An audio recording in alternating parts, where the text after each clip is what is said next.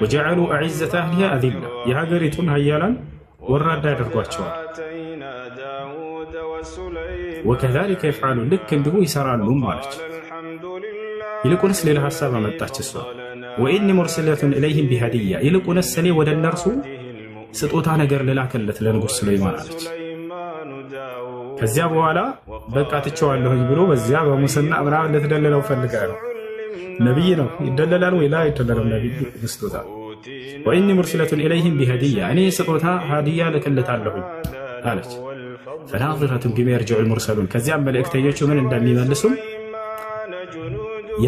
የምጠብቅ ነኝ አለች፣ ወይንም የማይ ነኝ አለች።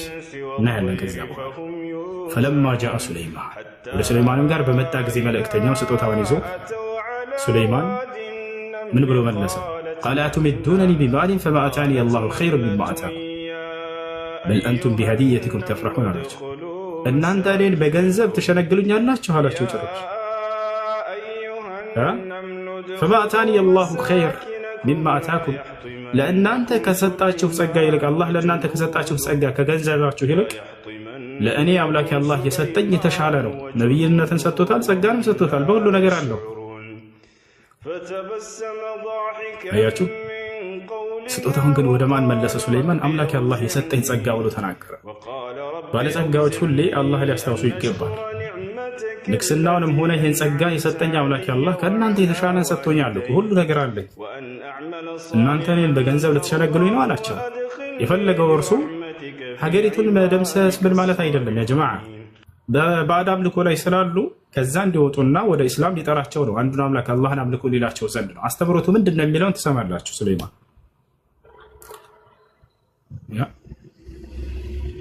በል አንቱም ቢሀዲየቲኩም ተፍረሑን አላቸው። እንዳውም እናንተ በስጦታችሁ በላካችሁት ሙስና ትደሰታላችሁ አይደል አላቸው። እርጅዕ ኢለይሂም አለ ወደ እነርሱ ተመለስ አለው። መልእክተኛውን ሄድና ስጦታዋን ይዘህ መልስ አለው።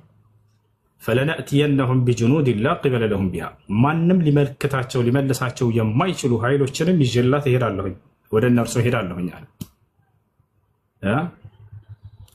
ወለኑኽሪጀነሁም ሚንሃ አዚለተን ወሁም ሳጊሩን እነርሱ የተዋረዱ ሆነው ከእርሷ እናስወጣቸዋለን ከሀገሪቷ ብሎ ተናገረ።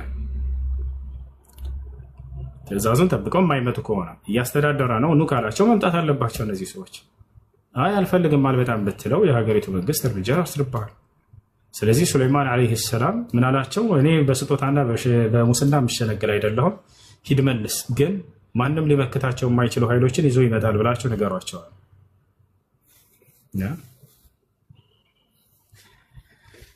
ከዚያ በኋላ ልትመጣ ወሰነች። እሷ ይህንን መልእክት ሲደርሳ ጊዜ በቃ ሄዳለሁኝ እመጣለሁኝ አለች።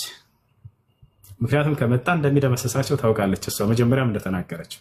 ነገር ግን ከመምጣቷ በፊት ተአምር ሰርቶ ሊያሳያት ነው። ሱለይማን ከሰራቸው ተአምራቶች አሁን ይገለጻል። ቃለ ያ አዩሃል መላእ መላእ ማለት ቅድም እንዳልኳቸው የሀገሪቱ ዋና ተጠሪዎች፣ አለቆች፣ ባለስልጣናቶች እነዚህ ናቸው። ከእርሱ ጋር ያሉ አማካሪዎቹን ሱለይማን ምን አላቸው?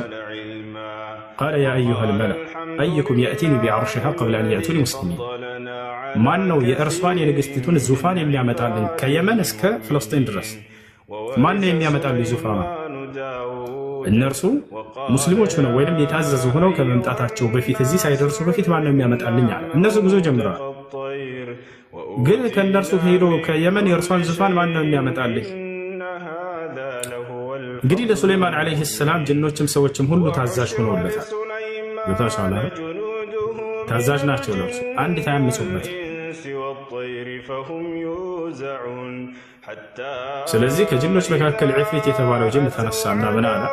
ቃለ ዕፍሪቱ ሚነል ጅን አነ አቲከ ቢሂ ቀብለ አን ተቁመ ሚን መቃሚከ ሱለይማን ሆይ እኔ የንግስቲቱን ዙፋን አሁን አንተ ከተቀመጥክበት ዙፋንህ ሳትነሳና ቀጥ ብለህ ሳትቆም በፊት እዚሁ ፊትህ አመጣዋለሁኝ አለ።